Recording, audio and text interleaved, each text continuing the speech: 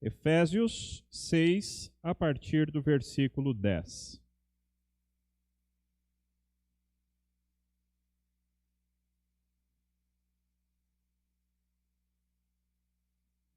Assim nos diz o nosso Deus.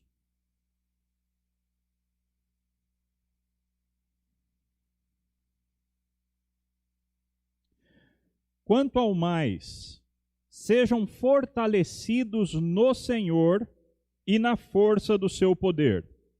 Vistam-se com toda a armadura de Deus, para poderem ficar firmes contra as ciladas do diabo. Porque a nossa luta não é contra o sangue e a carne, mas contra os principados e as potestades, contra os dominadores deste mundo tenebroso, contra as forças espirituais do mal nas regiões celestiais. Por isso, peguem toda a armadura de Deus, para que vocês possam resistir no dia mau, e depois de terem vencido tudo, permanecer inabaláveis. Portanto, fiquem firmes, cingindo-se com a verdade e vestindo a couraça da justiça. Tenham os pés calçados com a preparação do evangelho da paz, segurando sempre o escudo da fé, com o qual poderão apagar todos os dardos inflamados do maligno. Usem também o capacete da salvação e a espada do Espírito, que é a palavra de Deus. Orem em todo o tempo no Espírito, com todo tipo de oração e súplica, e para isto vigiem com toda a perseverança e súplica por todos os santos. E orem também por mim, para que no abrir da minha boca me seja dada a palavra, para com ousadia tornar conhecido o mistério do Evangelho, pelo qual sou embaixador em cadeias, para que em Cristo eu seja ousado para falar como me cumpre fazer. Oremos ao Senhor. Pai Santo, a Tua palavra mais uma vez foi lida, e nós precisamos, ó Deus, de maneira muito especial, precisamos que o Senhor nos abençoe, nos ajude, nos capacite. Deus, em nós mesmos, Pai, nós não temos o coração pronto para receber a Tua palavra. A nossa mente, ó Pai, foi deturpada pelas visões do mundo, da carne e do diabo. E por isso, ó Deus, da maneira como nascemos, o nosso homem natural, ele não é competente para ouvir a Tua palavra, para entender a Tua palavra, para aplicar a Tua palavra de maneira adequada para a sua própria vida. Por isso, ó Deus, que nós clamamos agora ao Teu Espírito. Pai, nós precisamos de Ti. Nós confessamos a nossa própria fraqueza, as nossas próprias limitações. E confessamos, ó Pai, que precisamos do Senhor, precisamos da Tua graça, precisamos do Teu cuidado, precisamos da Tua direção, precisamos que o Senhor nos revista da armadura, ó Pai, para que nós possamos resistir no dia mau. Fala aos nossos corações, portanto, nessa noite, ó Deus, e prepara-nos, Deus, dá-nos olhos abertos, para vermos um pouco mais da realidade espiritual que nos circunda. Oramos em nome de Jesus, o Senhor. Amém. Meus irmãos, o título da mensagem de hoje é um título diferente. Em uma guerra, devemos vestir roupas de guerra e não de praia. É uma coisa muito lógica, não é verdade? É claro que numa guerra nós devemos vestir roupas adequadas a uma guerra e não roupas de praia. O problema, meus irmãos, é que algumas vezes nós, como cristãos, estamos no meio de uma guerra, mas estamos vestindo roupas inadequadas. Estamos de maneira imprópria, nos portamos, nos vestimos, falamos, pensamos de maneira inadequada com relação ao contexto que nos circunda. Estamos em guerra, mas vivemos como se estivéssemos de férias. Estamos em guerra, mas vivemos como se não estivéssemos em guerra, como se não houvessem dardos inflamados passando ao nosso redor e às vezes nos pegando. De maneira, meus irmãos, que no sermão de hoje, no texto de hoje, nós todos somos convidados a desenvolvermos uma conscientização da guerra espiritual que nos circunda. Nós presbiterianos não falamos muito a respeito disso, é verdade. E eu creio que nós realmente não falamos porque a Bíblia não dá uma ênfase tão grande assim a essas realidades. A Bíblia fala muito mais de Deus do que do diabo. Mas, irmãos, às vezes nós presbiterianos nos acanhamos demais e falamos de menos a respeito desses assuntos. E precisamos, irmãos, para sermos bons guerreiros, homens e mulheres de Deus que estão preparados de fato para tomar a nossa parte nessa guerra, como soldados nas mãos do Senhor, precisamos nos conscientizar um pouco mais a respeito disso.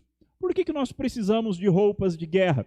Que história é essa de que nós estamos numa guerra? Eu hoje à tarde, meus irmãos, resolvi separar alguma coisa daquilo que a Bíblia, ou várias coisas do que a Bíblia fala a respeito do papel do diabo, a respeito do papel de Satanás, a respeito do papel dos demônios. E vejam, irmãos, em Gênesis 3, ele engana, seduz, tenta Eva e o seu esposo. Em 1 Samuel 16, um espírito maligno atormenta o rei Saul.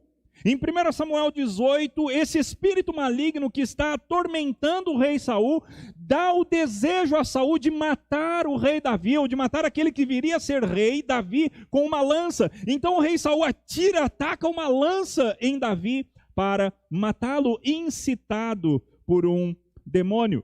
Em 1 Crônicas 21:1, o diabo incita Davi a levantar o censo de Israel. Israel não poderia depender do seu próprio exército. Israel tinha que depender do Senhor, da força do Senhor, tinha que confiar no Senhor, e por isso Israel não tinha que ficar contando quantas pessoas tinha no exército. Mas o diabo motivou Davi para que Davi desconfiasse de Deus e quisesse contar o tamanho do exército, e as consequências foram drásticas. Em Jó 1:2 nós sabemos, o diabo diante de Deus acusa Jó de integridade, dizendo que ele só era fiel a Deus por causa das bênçãos que Deus derramava sobre ele e não por verdadeira fidelidade. No Salmo 106:37 nós ouvimos a respeito de demônios que recebem sacrifícios de crianças. Em Zacarias 3:1 e 2, o Satanás se opõe ao sumo sacerdote. Mateus 4, Jesus é tentado pelo diabo. Nos evangelhos nós vemos incontáveis, ou são contáveis, são numeráveis, mas nós vemos diversas vezes demônios diversos oprimindo pessoas das mais diversas maneiras. Por vezes com doenças, por vezes com loucura, por vezes em situações de autodestruição e de suicídio. Em Mateus 5:37, o diabo é aquele que quer nos fazer ter palavras que vão além de sim e de não. Lembram-se que Jesus disse, o que passa de sim e não vem do diabo, vem do maligno. Em Mateus 13, o diabo é aquele que rouba a palavra que foi lançada no coração. O evangelista lança boa palavra, boa semente nos corações, e o diabo vem e rouba essa palavra dos corações. Em João 8, Jesus diz para os fariseus, vocês são do diabo, que é o pai de vocês, e vocês querem satisfazer os desejos dele. Ele foi assassino desde o princípio e jamais se firmou na verdade, porque nele não há verdade. Quando ele profere mentira, ele fala do que lhe é próprio, porque ele é mentiroso e é o pai da mentira. É o diabo quem coloca em João 13 o desejo no coração de Judas de matar e de trair Jesus, ou de trair Jesus para que ele fosse morto. Em João 16 ele é chamado de o príncipe deste mundo. Atos 5, o diabo coloca no coração de Ananias e Safira o desejo de mentir à igreja do Senhor Deus. Em Atos 19, ele bate e humilha e deixa desnudos certos homens que estavam tentando usar o nome de Jesus sem ter relacionamento pessoal com Jesus. 1 Coríntios 5, Paulo diz que um determinado homem que havia pecado deveria ser entregue a Satanás para a destruição da carne. Paulo repete o mesmo conceito em 1 Timóteo 1:20. Em 1 Coríntios 7, Satanás tenta os casais quando eles ficam distantes um do outro no sentido de intimidade sexual. 1 Coríntios 10, Satanás é apresentado como alguém que quer receber sacrifícios de adoração. 2 Coríntios 6,15, quem não é de Deus está debaixo da esfera do diabo. Meus irmãos, não existe linha do meio, não existe coluna do meio. No mundo espiritual, ou você é dirigido por Deus, ou você é dirigido pelo diabo. Em 2 Coríntios, ele se transforma em anjo de luz para enganar. Em 2 Coríntios ainda, capítulo 12, ele tenta destruir o apóstolo Paulo, colocando nele um espinho na carne que o esbofeteava e era um mensageiro de Satanás. Efésios 2, ele é apresentado como príncipe da potestade do ar, espírito que agora atua nos filhos da desobediência. Efésios 4, ele é alguém que quer ter espaço nas nossas vidas quando nós não tratamos adequadamente da ira que existe dentro do nosso coração. Em Efésios 6, ele coloca armadilhas para nos fazer cair. Em 1 Tessalonicenses 2, ele atrapalha o caminho missionário do apóstolo Paulo. Em 2 Tessalonicenses 3, ele tenta atacar os santos. 1 Timóteo, ele usa o orgulho e outras coisas como armadilha para derrubar os crentes. 1 Timóteo 5,15, ele quer fazer os crentes se desviarem do caminho correto. Em Hebreus 12,14, ele é apresentado como aquele que tem o poder da morte. Em 1 de Pedro, ele é apresentado como alguém que anda como um leão, ávido por alguém para devorar. E nós ainda temos diversos outros textos. Ele guerreia contra o povo de Deus. Ele propõe obras más como falta de justiça e falta de amor. Ele tem aqueles que são dele e que tentarão fazer o mal contra aqueles que pertencem a Deus. Aquele que é nascido de Deus, por outro lado, é guardado por Jesus e o maligno não lhe toca. Mas por outro lado, o mundo jaz no maligno. Ele é aquele que domina, de certa maneira, o destino do mundo, embora já tenha sofrido o golpe fatal na cruz. Mas ele é como um boi que sofreu o golpe fatal na sua fronte e agora ainda estribucha nos seus últimos coices antes do seu suspiro final. Ele quis roubar o corpo de Moisés. Ele quer transformar ajuntamentos santos em sinagogas de Satanás. Ele persegue com prisão, com prova, com tribulação. Tem os seus lugares especiais no mundo. Quer fazer bagunça com a verdade. É sedutor do mundo, acusador dos nossos irmãos. É cheio de grande cólera e opera grandes sinais contra o povo de Deus. Que lista, não é, meus irmãos? Nós temos um adversário formidável. Meus irmãos, o adversário das nossas almas, ele é terrível e assustadoramente poderoso. E ele age. Quantos estratagemas, enganos, seduções, mentiras, falta de amor, falta de santidade, diversos estratagemas, pessoas malignas, dirigidas pelo maligno, que tentam derrubar aqueles que pertencem a Deus. Quantos estratagemas malignos, meus irmãos? Nós estamos em guerra. E é preciso que eu e você entendamos isso, porque estando em guerra, nós precisamos colocar na nossa mente essa atitude de quem está em guerra. Nós precisamos colocar na mente a atitude de quem tem tal formidável adversário e de quem tem que se preparar para essa batalha, porque, irmãos, em nós mesmos nós não temos forças para vencer esse adversário.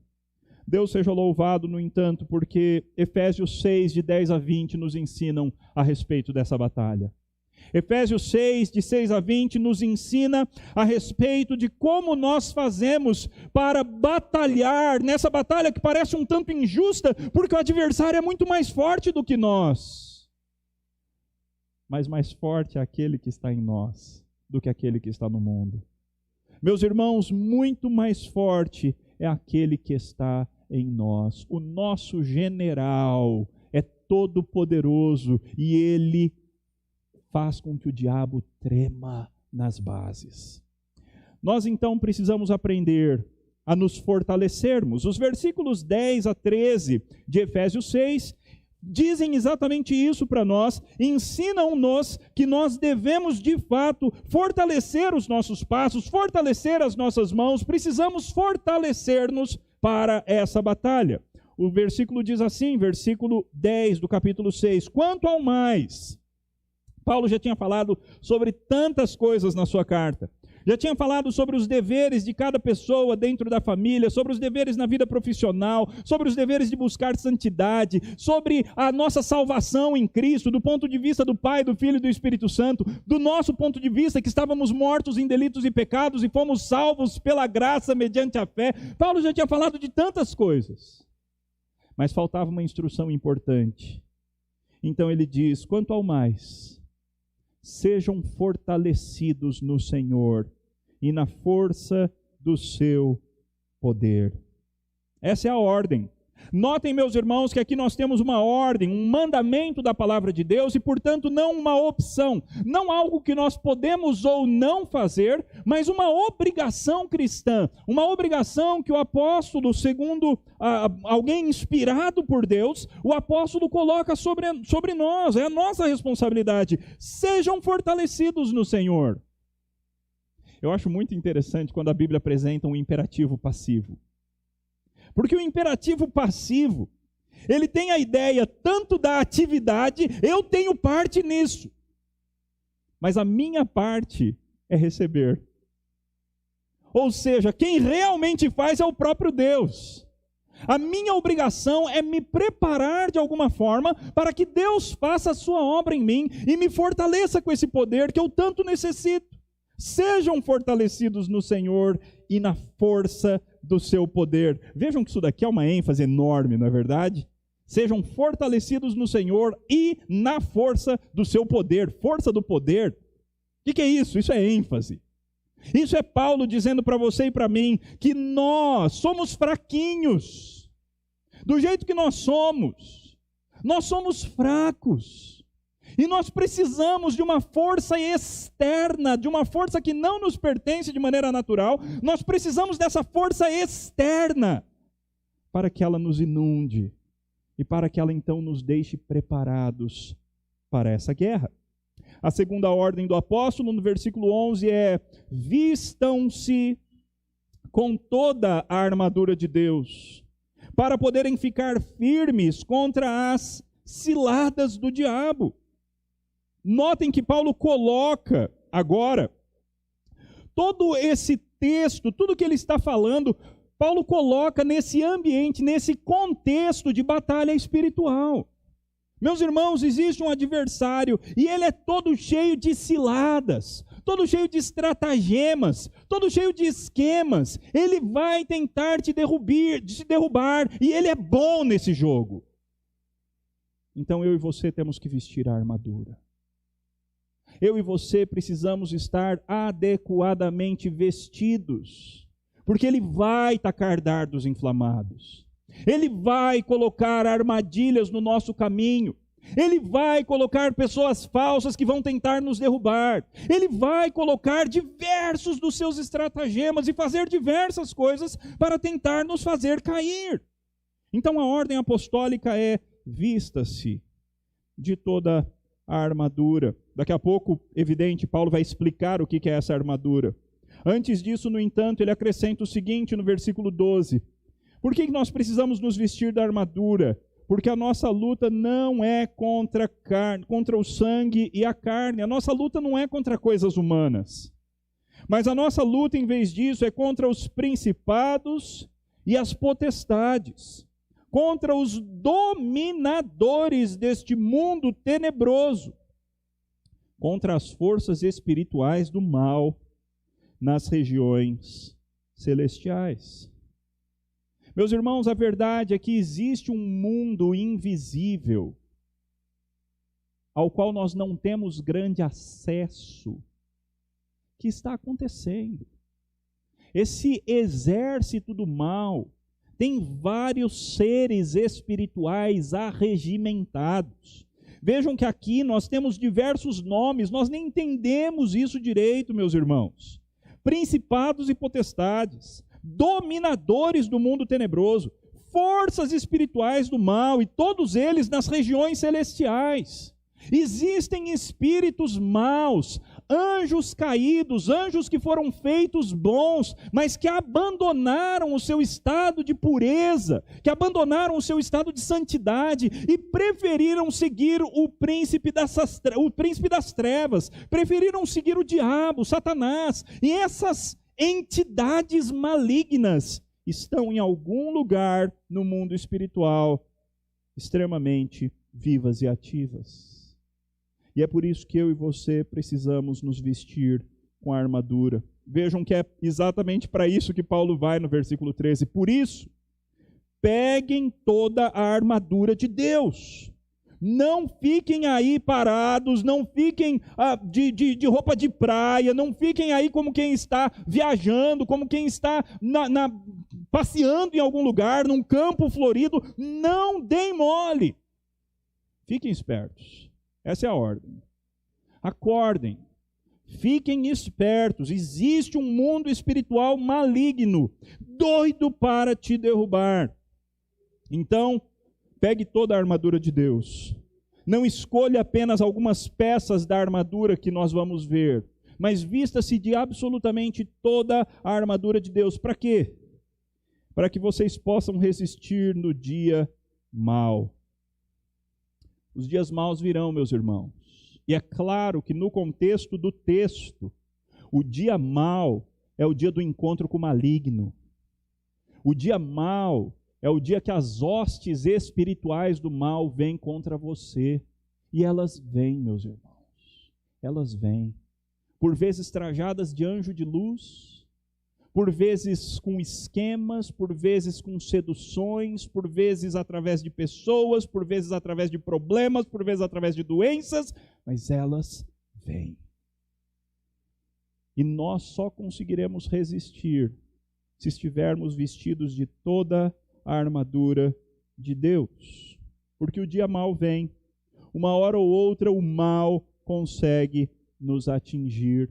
Não porque Deus não nos proteja, mas porque nós estamos em guerra.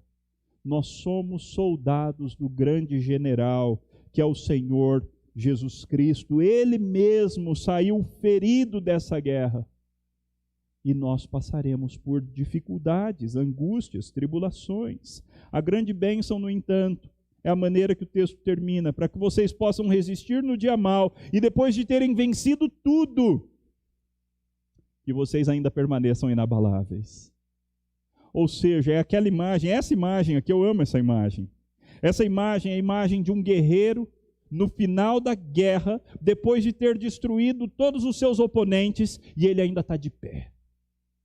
Ele não se joga no chão como um corredor da São Silvestre faz assim que acaba a corrida. Não. Depois de ter desvencido tudo, permanecer inabaláveis. Porque você não sabe a hora do próximo ataque. Uma batalha ganha não significa que a guerra toda esteja ganha. O que nós aprendemos então, meus irmãos, a partir desses primeiros 4 versículos que vimos? Primeiro, existe uma guerra acontecendo nos lugares celestiais. Essa guerra está acontecendo.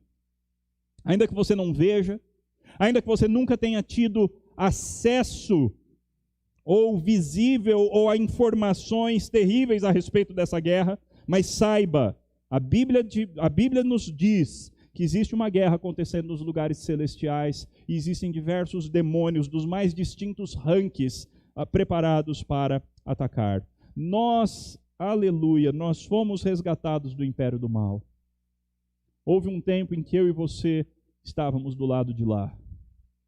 Houve um tempo em que eu e você éramos do mal, éramos marionetes nas mãos do mundo, da carne e do diabo, mas a graça nos resgatou, a graça nos transformou, a graça nos trouxe para o lado da luz.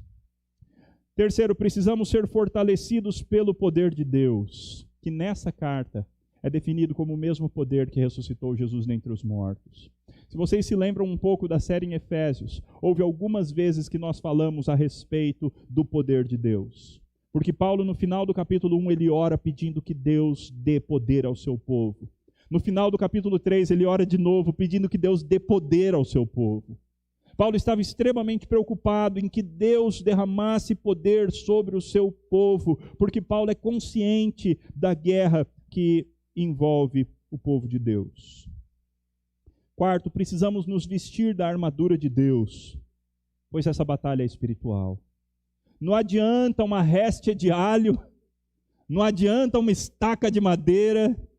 Meus irmãos, essa guerra é espiritual. E as armas também o são. Nós precisamos usar a armadura de Deus para resistirmos tudo, resistirmos no dia mal e permanecermos depois disso inabaláveis. No versículo 14, então, meus irmãos, nós começamos a ser apresentados as nossas armas. E que momento importante, não é? Nós temos armas à nossa disposição e nós precisamos conhecer essas armas. O versículo 14, então, diz: estai, pois, firmes. Esteja firme, esteja preparado, esteja como um guerreiro no alto das suas forças, preparado e vestido de maneira adequada para essa batalha. Estejam firmes. E o resto é qualificação desses estejam firmes. Pode ver que nós temos um imperativo, eu já disse isso para vocês, imperativo seguido de gerúndios. É importante, gente, vocês estudam essas coisas na escola para aprender a ler a Bíblia, gente. Imperativo seguido de gerúndio, o que é isso? É o que fazer e como fazer. Então, a ordem é, estejam firmes. Como? Primeiro, cingindo-vos com a verdade. Cingindo-vos com a verdade. Essa palavra que aqui é traduzida como cingindo-vos, era uma palavra muito específica que significava colocando em torno de vocês o cinturão da verdade. Uma das partes da armadura romana, da armadura que os soldados de Roma usavam no primeiro século, uma das partes era esse cinturão, normalmente de couro, que cobria tanto alguns dos órgãos que nós temos na barriga, quanto o começo da perna. Esse cinturão era extremamente importante, porque ele protegia alguns dos órgãos mais vitais do corpo humano. Ele protegia uma área que era normalmente atacada pela espada do outro. Era um cinto afivelado em torno da túnica, onde ficavam a espada e onde ficava presa a couraça. O que é o nosso cinturão, meus irmãos? Nosso cinturão é a verdade. Essa é a ordem de Paulo. Estejam firmes. Coloquem em torno de vocês o cinturão da verdade. Nós nos protegemos, meus irmãos, por meio da verdade. O diabo, muitas vezes, sendo o pai da mentira que ele é, muitas vezes o diabo tenta convencer você que se você recorrer à mentira, você então ficará protegido. Não é verdade? Isso já aconteceu na tua vida, eu tenho certeza absoluta. Já aconteceu na minha também. De alguma hora o diabo dizer para você, se você falar a mentira agora, você vai se preservar. Se você contar uma mentira, vai dar certo. Deus, meus irmãos, ao contrário, ele diz, estejam firmes, cingindo-se com a verdade. Paulo já nos falou a respeito desse assunto, quando ele nos disse, deixando a mentira, fale a verdade com o teu próximo. Meus irmãos, na vida do crente não pode existir mentira, não pode existir engano, não pode existir meia-verdade. O crente tem que ser alguém que tem verdadeira sinceridade. A segunda parte da armadura, que ainda está também no versículo 14, é o vestindo a couraça da justiça. Essa era uma segunda parte da armadura romana. Eu tinha alguns slides, os irmãos estão conseguindo passar aqui? Não funcionou? Ok, sem problemas. Depois eu mando para os irmãos, então, no grupo da igreja. A segunda parte da armadura do cristão que Paulo apresenta é a couraça da justiça. A couraça era aquela peça da armadura, uma peça de ferro que vinha desde aqui de cima até em cima do cinturão. Essa era uma parte também fundamental, porque é a parte que protege os pulmões, é a parte que protege o coração. E normalmente, esses eram os alvos das flechas incandescidas que vinham contra os soldados romanos. Paulo diz que a nossa couraça, meus irmãos, é a justiça. Se verdade tem a ver com aquilo que nós falamos, se verdade tem a ver com a nossa comunicação, justiça tem a ver com a nossa atitude. A justiça é a verdade das atitudes.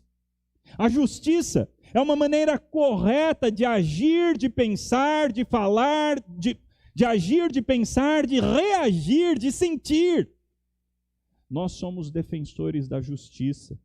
E é exatamente a justiça, meus irmãos, que vai nos proteger como uma couraça. Nós cristãos, ao sermos atacados pelo diabo, a nossa justiça nos protege. Vocês já devem ter ouvido alguma história de alguém tentando expulsar algum demônio que estava possuindo uma outra pessoa, e essa pessoa então sair humilhada por causa do demônio trazer diversos assuntos ocultos da vida daquele que estava tentando expulsá-lo. Nós vemos isso na própria Bíblia, quando os filhos de Seva tentam, em nome de Jesus, expulsar o demônio de um homem. E aquele demônio então fala: olha, Jesus eu conheço, Paulo eu também conheço, mas vocês são quem mesmo?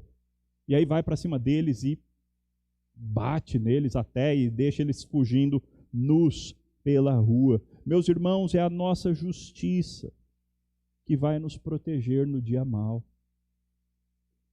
No dia que o diabo tentar nos atacar, meus irmãos, o fato de nós lutarmos por viver uma vida justa vai nos proteger. O fato de nós lutarmos por sermos santos vai nos resguardar. Terceira parte da couraça, lembrem-se que tudo isso tem a ver com a ordem. Estai, pois, firmes. A ordem agora está lá no versículo 15, quando Paulo diz assim: tenham os pés calçados com a preparação do evangelho da paz.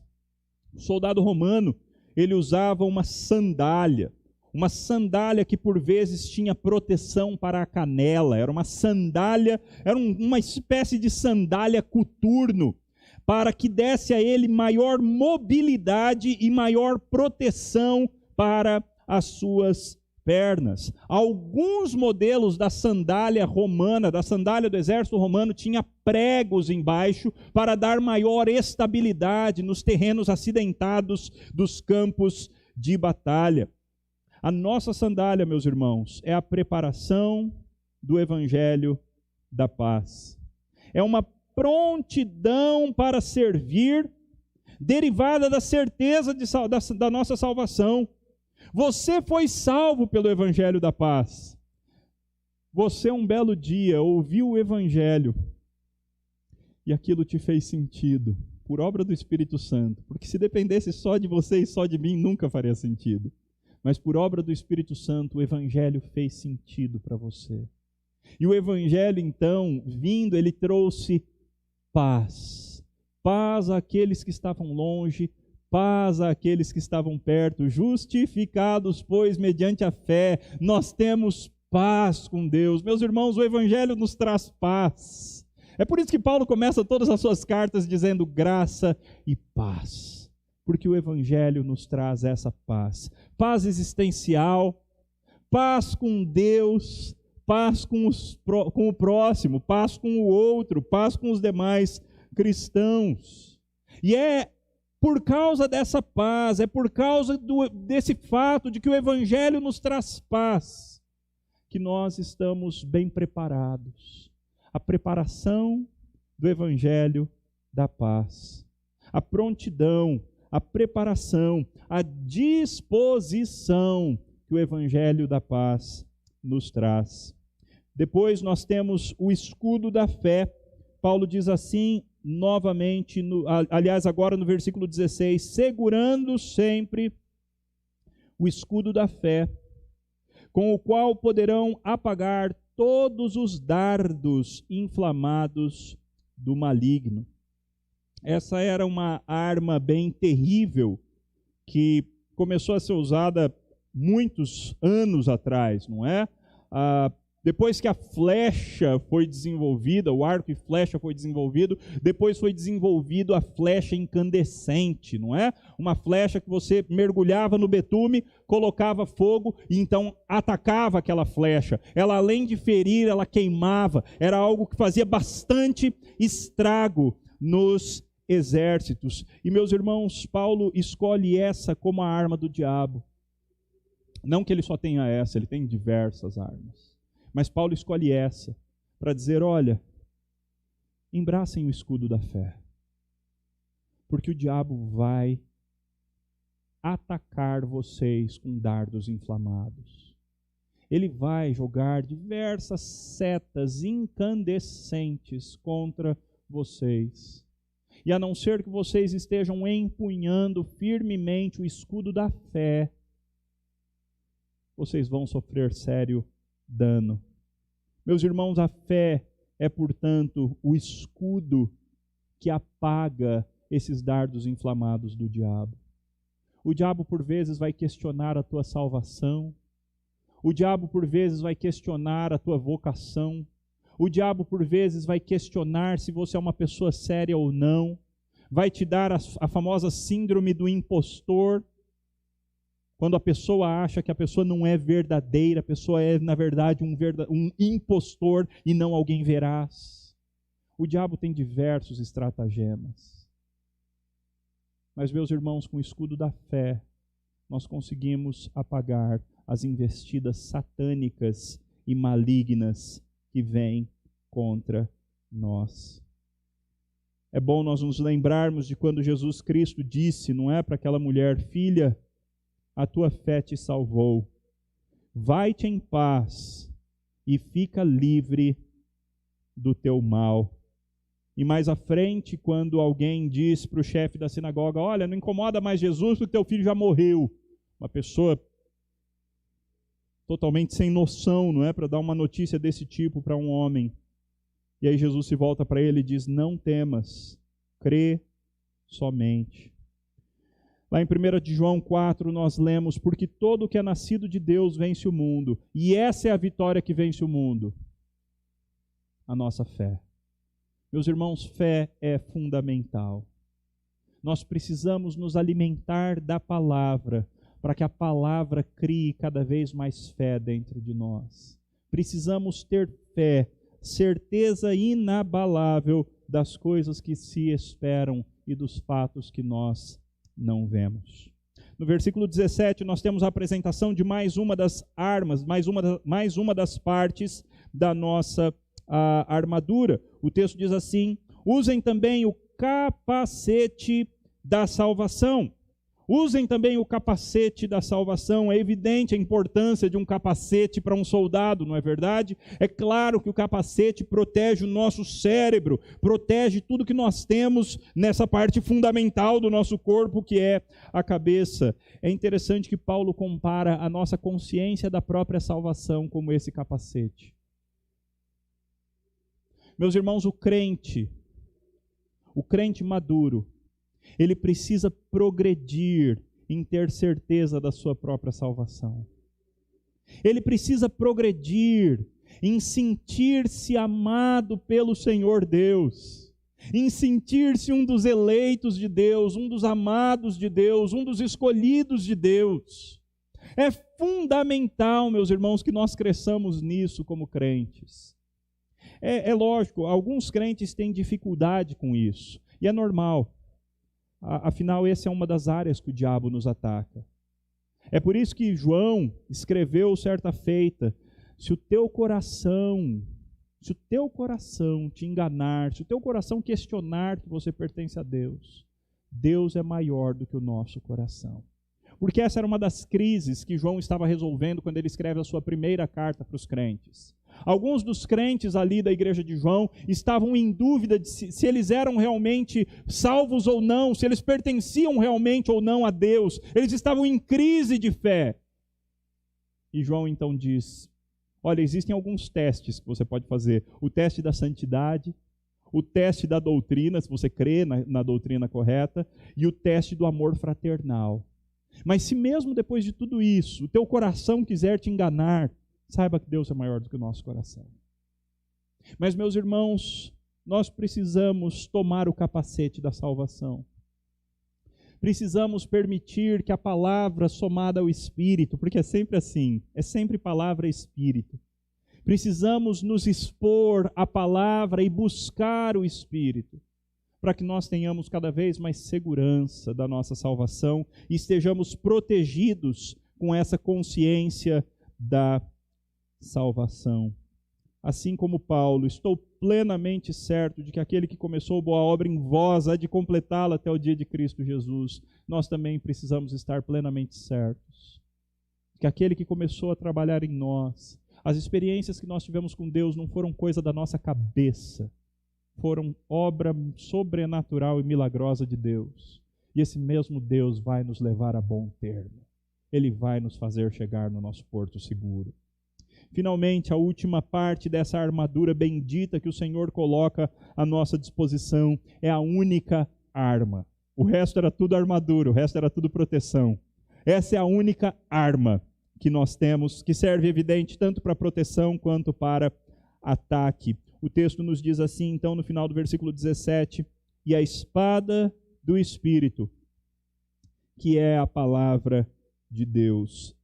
A palavra grega usada aqui aponta para uma espada pequena, não aquelas grandes espadas de uma luta entre duas pessoas que mantêm certa distância, mas uma espada menor que os soldados carregavam consigo para uma luta bem renhida, para uma luta bem próxima. Era esse tipo de espada. É a única peça ofensiva dessa armadura, é a palavra de Deus. Meus irmãos, a Bíblia é fundamental. A Bíblia, meus irmãos, é o nosso instrumento de defesa e de ataque contra o mundo das trevas. Porque quando o diabo vem com seus estratagemas, quando o mundo, quando a nossa própria carne tenta nos derrubar, é a palavra, meus irmãos, que vai nos segurar firmes. Ao mesmo tempo, é com essa palavra que nós vamos e nós espoliamos o mundo das trevas, tirando pessoas que hoje estão nas garras do diabo e trazendo-as para a luz. A palavra é, portanto, nosso instrumento de ataque e de defesa. Essa palavra que é inspirada por Deus, útil para o ensino, para a correção, para a repreensão, para a educação na justiça, a fim de que todo homem de Deus seja perfeito e perfeitamente capacitado para toda boa obra. Essa palavra que foi inspirada, escrita por homens santos que falaram da parte de Deus, movidos pelo Espírito Santo. Essa palavra que é viva e eficaz, mais cortante do que uma espada de 2 gumes, e que penetra até o ponto de dividir alma e espírito, juntas e medulas, e é apta, aqui que vem o grande negócio, para trazer à tona os pensamentos e propósitos do coração. Santa palavra, meus irmãos, santa palavra, palavra que penetra no nosso coração e traz à tona as doenças espirituais que precisam ser curadas.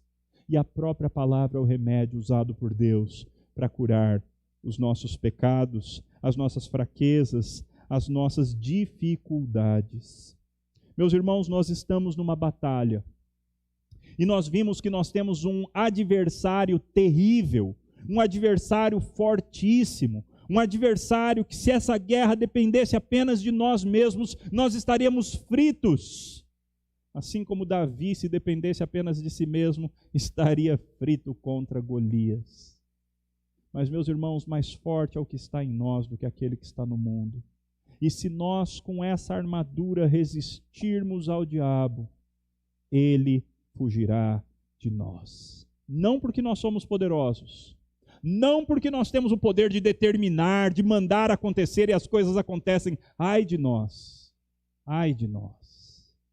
Tem muito crente, ou pseudo-crente ousado, falando sobre coisas que não entende. O Judas, irmão do nosso Senhor Jesus Cristo, ele nos adverte contra falarmos de qualquer forma contra o mundo das trevas. Nós temos que entender a nossa pequenez e que a nossa suficiência vem de Deus.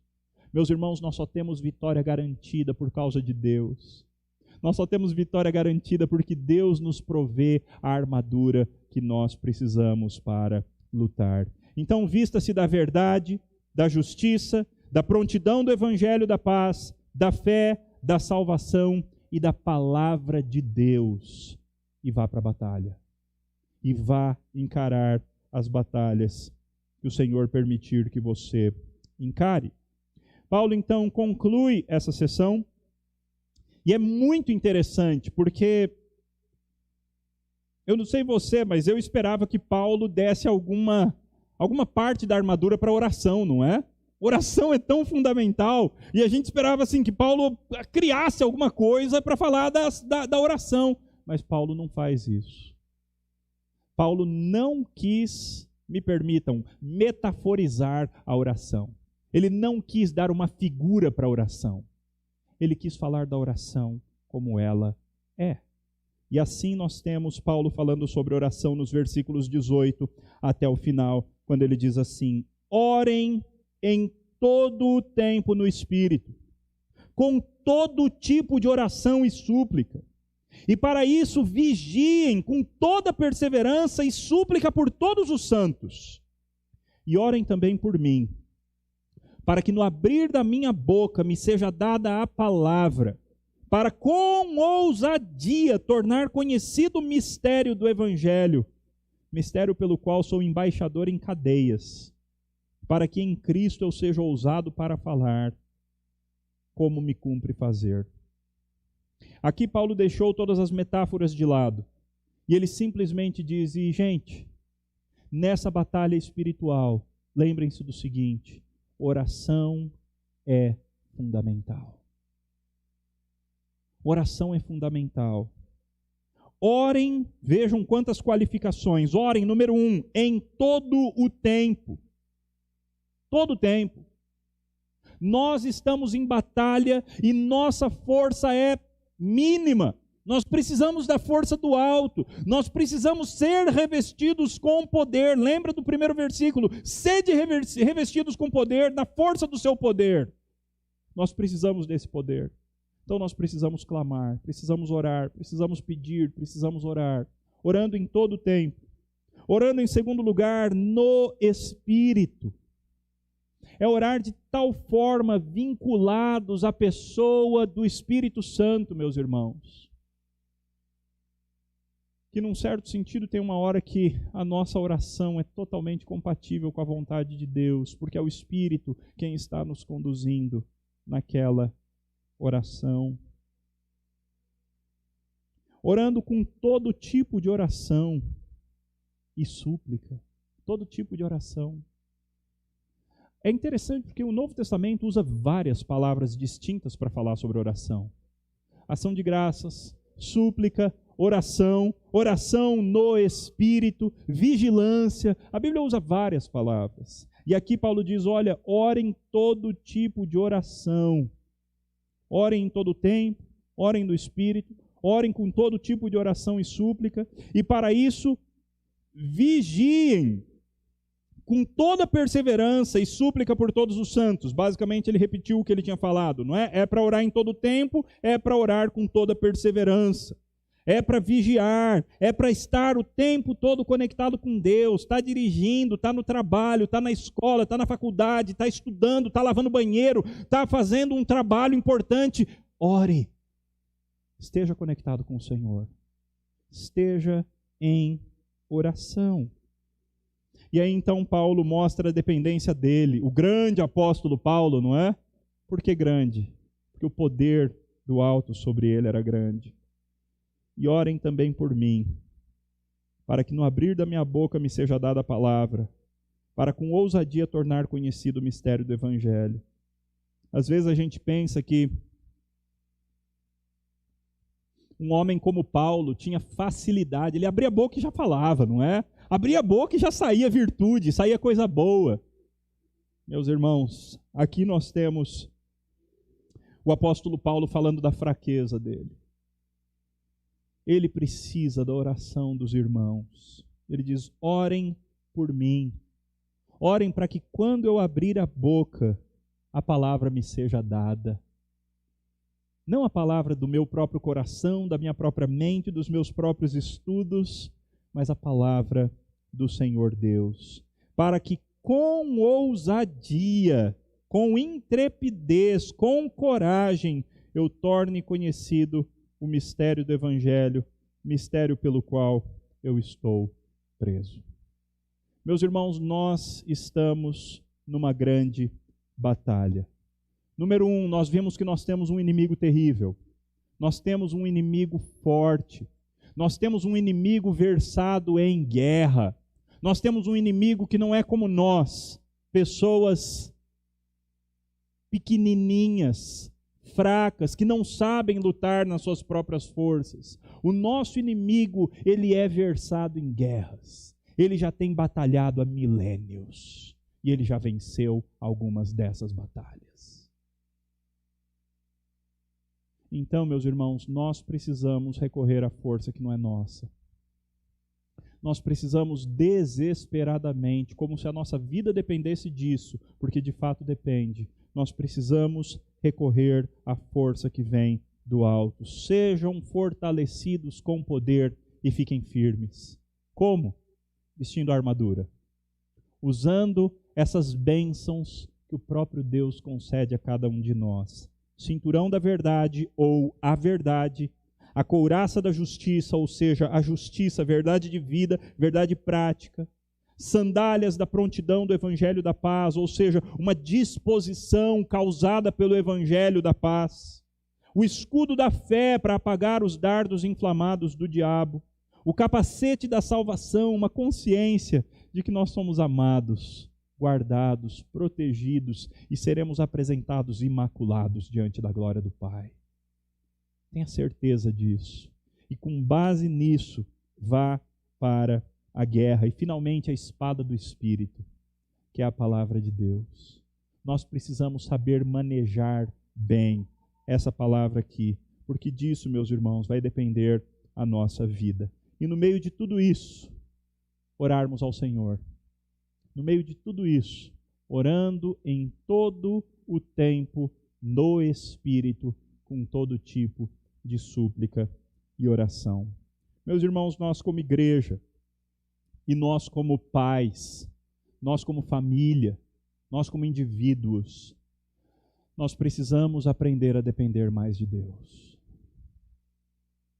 Quando nós entendermos mais da nossa pequenez, da grandeza do nosso adversário e da infinita grandeza de poder que nós temos à nossa disposição da parte de Deus, nós nos tornaremos pessoas de mais oração. Nós nos tornaremos pessoas que jejuam mais. Nós nos tornaremos pessoas que recorrem mais ao Senhor Todo-Poderoso, aquele em quem nós somos mais do que vencedores. Que o Senhor assim, meus irmãos, nos abençoe, nos dirija e nos dê força. Nós vamos, ao som dos instrumentos, nós vamos nos colocar de pé para entoar o hino de número... Não é mais o que eu tinha pensado. Qual que é? 147, sempre vencendo. É esse? Sempre vencendo, hino de número